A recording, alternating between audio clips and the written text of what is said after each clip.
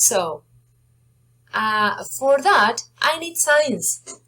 And semiotics is the study of science, and it's a field of study that links many diverse disciplines, among them linguistics, anthropology, philosophy, zoology, and computer science. They need science.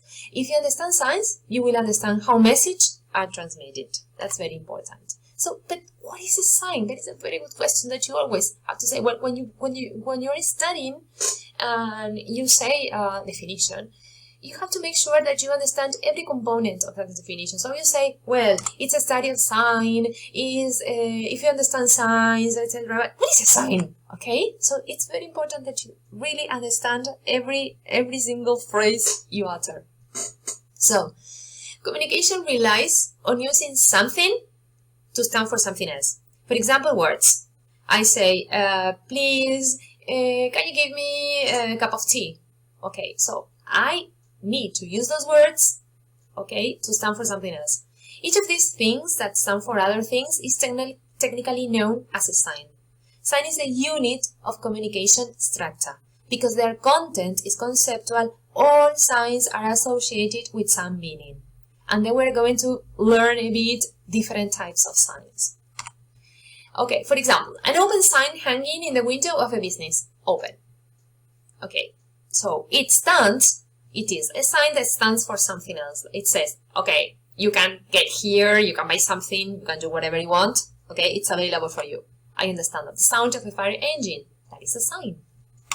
The smell of smoke, a sign that something is burning, that you have to get out of the house.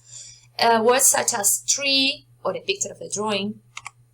What about some random scratches? Is that a sign?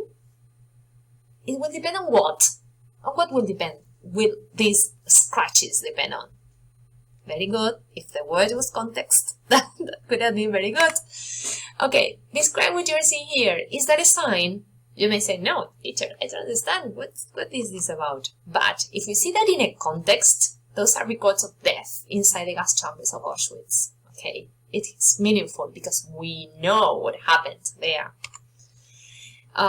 Okay, that is Panorama, painting by Twombly in 1855. Okay, you may say, well, I don't understand anything, but if the author comes here and explains you, maybe it will have sense for us. What if the scratches look like this? Or like this? Okay, different signs, different meaning. You see, from this, how it changes. And there were two main approaches we're not going to see. We're going to learn about them later on, but, well, we have just an approach. Passive knowledge, it would be. We have Ferdinand de Saussure and Charles Sanders Peirce. Okay, mostly at the same time. There are two main approaches. And de Saussure talk about what is a sign, but what is a sign? So he describes the sign. He said that the sign is composed by a signified and a signifier. A signified exists in the real world and is mentally represented by the sign's conceptual content. It could be a tree, or it could be an abstract idea, a perception, or a feeling. Okay, it exists in the real world. And the signifier is that part of a sign that stimulates at least one sense organ of the receiver of a message. It can be a word, a scent, a gesture, or an electrical frequency. So it has to do with two sides of the same coin, alright? So we have the signified, which is the real object, and the signifier is what it stimulates one sense organ of the receiver. It is the word, it could be the scent, it could be the gesture, okay? The signifier. Okay, and one of the characteristics is sometimes the signified and the signifier are arbitrary, that there is no relation. Like, if I have a picture of a tree and the word tree, it could be tree in English, árbol in Spanish, okay, and many other ways in other languages. Sometimes it's arbitrary, okay. And what is a token? It's an individual instances of a sign. In the sentence, the baby threw the rattle, there are 5 word tokens, but only 4 signs. Why? Because the, you see, the and they are repeated here. So there is one sign with the same meaning. Okay, that's why there are 4 signs.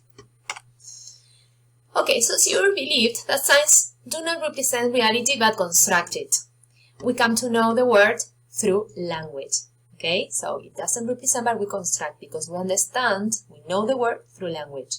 Okay, say lápiz, agua, toma el agua. We start knowing about the word through language. Signs reflect the system they are found in, and the relationship between the sign and the signifier is not a matter of personal choice. It is because the sign is arbitrary that it knows no law other than tradition. So if I have a picture of a tree and the word tree, it is arbitrary, the relationship. I mean, I cannot infer that árbol means a tree because I don't know Spanish, for example. Okay, so here again, the idea of arbitrary and non-arbitrary, it will be very important for understanding the difference between animal communication and human language. So non-arbitrary signs, they have a direct, usually causal relationship to the things they indicate. For example, smoke is a non-arbitrary sign of fire. Clouds, a non-arbitrary sign of impending rain. Okay? Sometimes onomatopoeias are non-arbitrary, right? Because if the word wow, I get to understand. And arbitrary sounds, there is no inherent or casual connection with what they signify or indicate. For example, traffic lights, is it railroad crossings, indicators, wedding rings, national flags, because they are conventional representations, arbitrary signs can be changed. So if one day government decides to change the Argentinian flag, okay, that could be possible, why not? And the relationship is generally arbitrary between words and what they represent. Language is a system of arbitrary signs. It has to be absolutely clear, this point, okay? Well, okay, that was taught or designed or coined by the Saussure. Charles Sanders Peirce had thought about many different types of signs, but the 3 most important are indexical, icons, and symbols. Indexes. The index is when the signifier is not arbitrary but is connected to the signified in some way, either physically or causally. For example, photographs. Okay, they are produced through the reflection of light to the subject. Okay, so it's absolutely not arbitrary because it shows just what it is. I smell smoke. The smell of smoke could be said to signify fire. It's not arbitrary but directly connected to the thing it signifies. Okay, an icon. In an icon, the signifier is not totally arbitrary but resembles the signified in some ways. Okay, for example, a cartoon, a portrait, sounds that mimic such as onomatopoeia, icons. And the symbol, the signifier is totally arbitrary and conventional. Words and numbers, in general, fit into this category. Words and numbers. There is no reason why number 2 should